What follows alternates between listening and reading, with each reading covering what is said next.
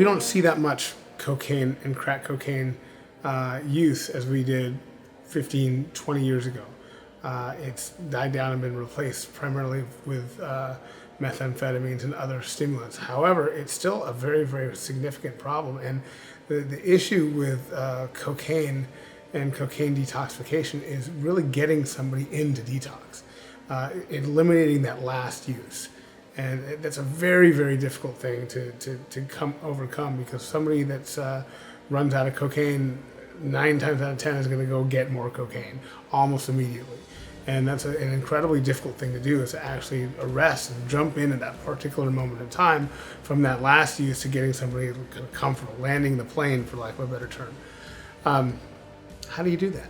Well, number one is you got to get the person comfortable. You have to decrease the anxiety, decrease perhaps the paranoia that's occurring as a result of being in cocaine psychosis, and get somebody into a safe, comfortable environment to where they feel safe, and we can reduce the anxiety and reduce that paranoia down to levels where they can actually say, hey, I can get through this. How do you do that? Well, part of it is the environment that they walk into, the detox or welcoming staff that understands. They don't feel like they're being watched, or the police are going to come by, or whatever persecutory delusions they might be having.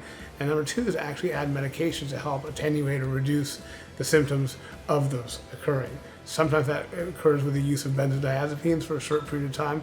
They're perhaps the most profound of all anxiolytics. If benzodiazepines aren't utilized, oftentimes our physicians will prescribe phenobarbital as well, again, to take the edge off and help reduce the amount of psychosis, the amount of agitation, the amount of overstimulation or hyperstimulation that someone experiences from cocaine cravings.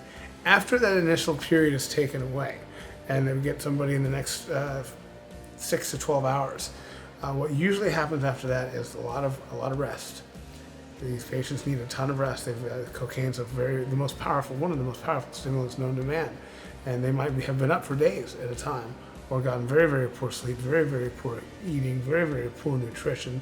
And so to be able to adequately kind of re-feed this person, have them get appropriate sleep, get appropriate hydration, get appropriate rest, and while also continuing light sedation so they can actually not get that agitation, which propels them oftentimes to using again.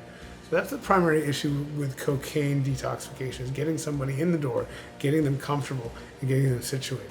And after that, dealing with cocaine cravings is a whole other issue.